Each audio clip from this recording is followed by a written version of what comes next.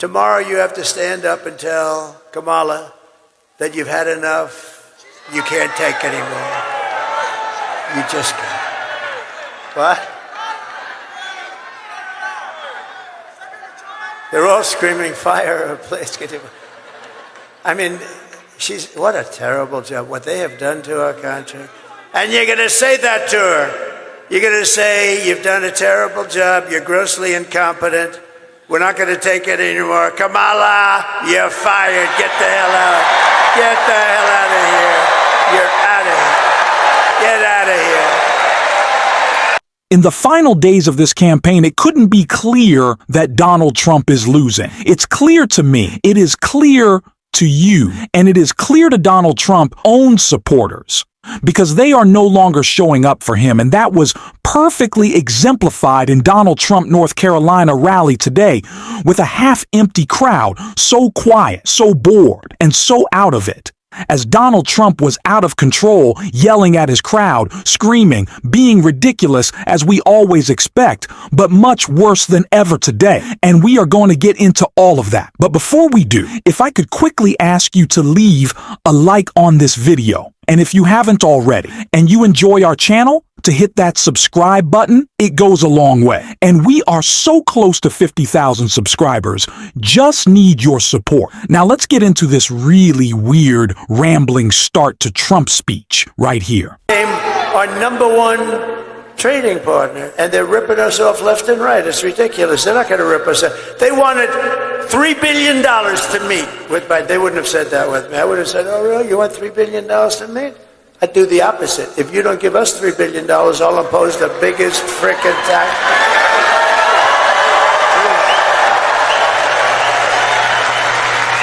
You know, I've never told you any of this, and I wanted to wait till the day because I don't want to have her. She's a low IQ individual. I don't want to have her say, you know, I had an idea last night while I was sleeping, turning, tossing, sweating. Because I sleep, I turn and I toss and I sweat and I sleep like no, I don't even sleep. You know, I've gone through 62 days without a day off. Every single day. Every single day. And you know what? She takes a day off every other day. Last week, she makes a terrible little, she has these press conferences that last for about 2 minutes, and then she takes the day off. You know, when you're running for the president of the United States and you want to do it because you have to fix the country, that's the way I'm doing. Otherwise, I wouldn't do it. I could be the... So clearly, a lot to unpack in that first bit, talking about how sweaty he is when he sleeps, which he doesn't do at all. And then he tries to say that it's VP Harris who's tired, who's not out on the campaign trail. And this is clearly projection from Donald Trump, because he has done much fewer campaign stops than VP Harris in the last few days of this campaign. VP Harris is traveling all over the country today, and Donald Trump is really just flailing around, unable to even bring in a crowd, as we'll see in just a little bit. But it's clear why CU. He's just rambling, saying weird stuff like this. They have an app. Can you believe you call an app? You're now a drug trafficker or a human trafficker, and you say, ding, ding, ding, hello? Where do I drop these people?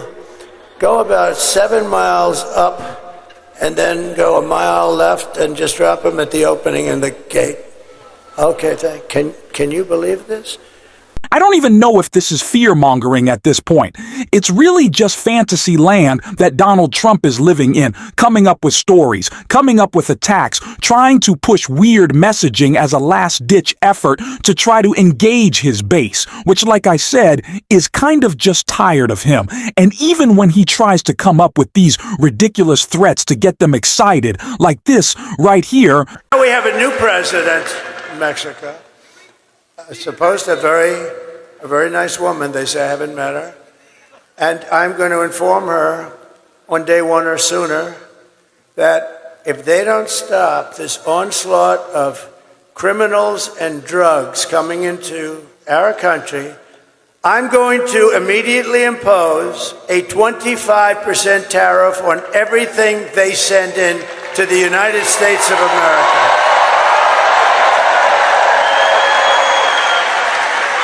And the reason I delayed that, you're the first ones I've told it to. Congratulations, North Carolina.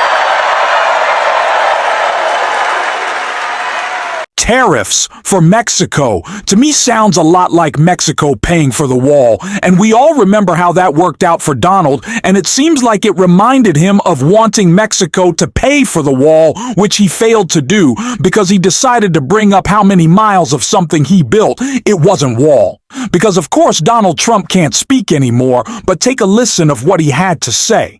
But even if the numbers were bad, I would still kiss it just equally. But those are the best numbers in the history of the border. And then look, it was like an Elon Musk rocket ship went up. They announced they were going to open the borders. I thought they were kidding.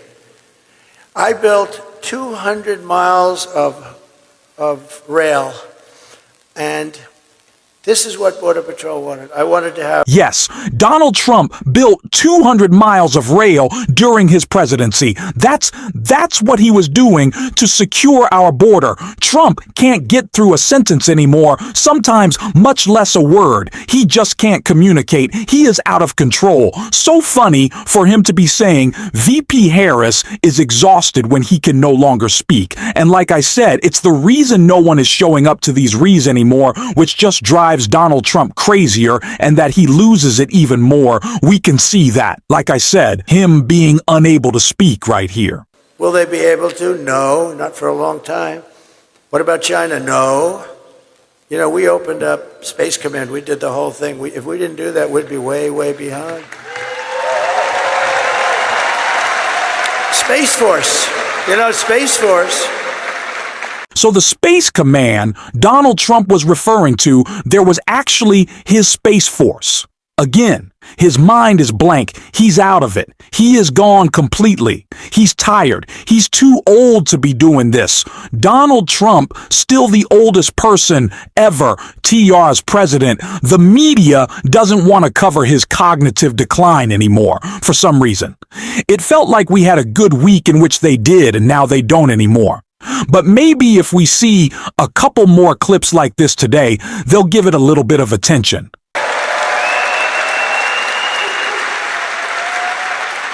I mean, we have a person in this room who was saved by Right to Try.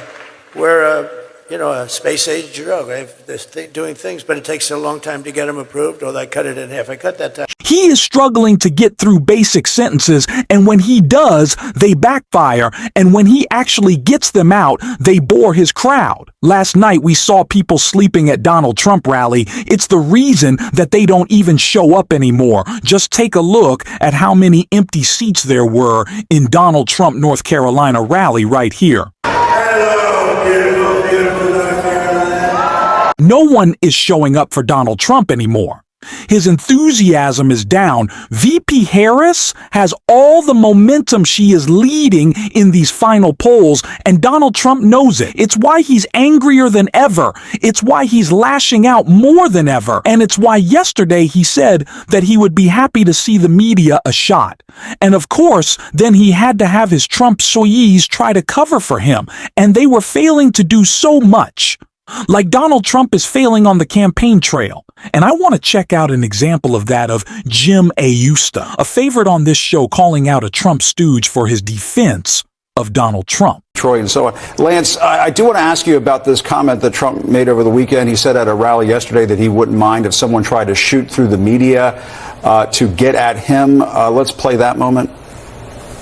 I have this piece of glass here. But all we have really over here is the fake news, right?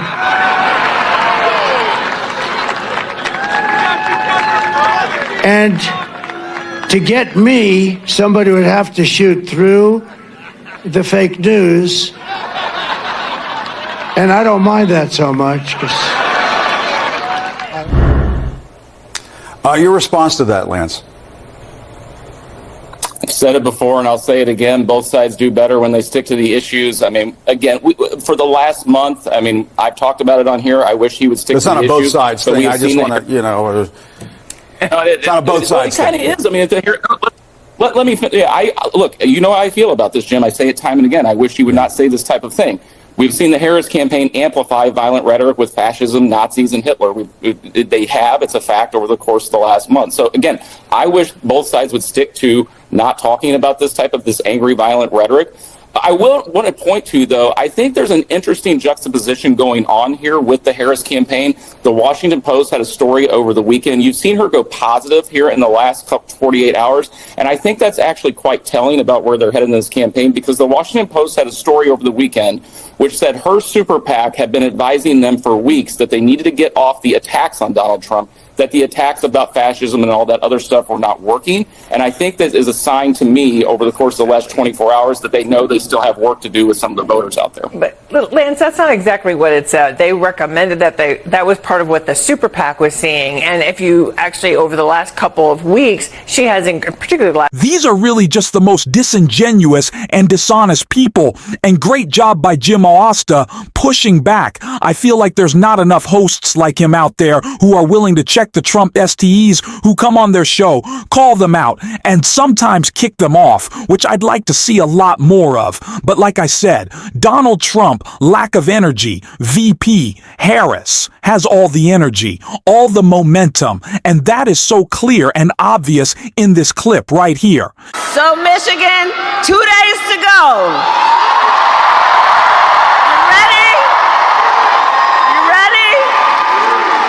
The most consequential elections of our lifetime, and we have momentum. It is on our side. Can you feel it?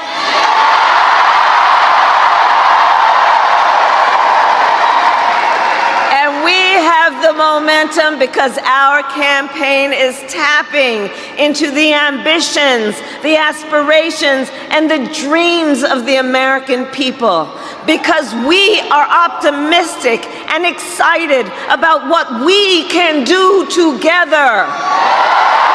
This is a closing message that people are excited about. This is a closing message that people are getting behind. And as you could see behind VP Harris, that was a pretty full crowd. Donald Trump really doesn't seem to have those anymore. He misses those days. Well, you know what, Donald? Unfortunately, they are not coming back because we are not going back. And that was a part of one of the best clips of a closing message that I've seen so far from Tim Walz. I want to check it out right here.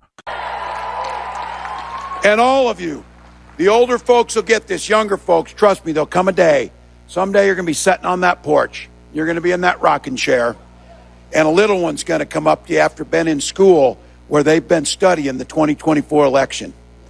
And they're going to ask, when everything was on the line and the American experiment was on the line, and there was somebody running who asked to be a dictator and to overturn the Constitution and talk about using the military against our own people, what did you do to stop that from happening? And you're going to be able to say, every damn thing we could. Every damn thing we could. We've got 1 day left to go. People, little more than 24 hours to close this thing out. Let's give it our all. Let's give it everything we got. Let's keep fighting till the last possible second. And that's what we're going to be doing on this show. And if you want to support that, as always, you can hit that subscribe button. You can leave a like on this video. And if you're stuck around at the end, you can drop a blue heart in the comments. And until next time, I'll see you soon.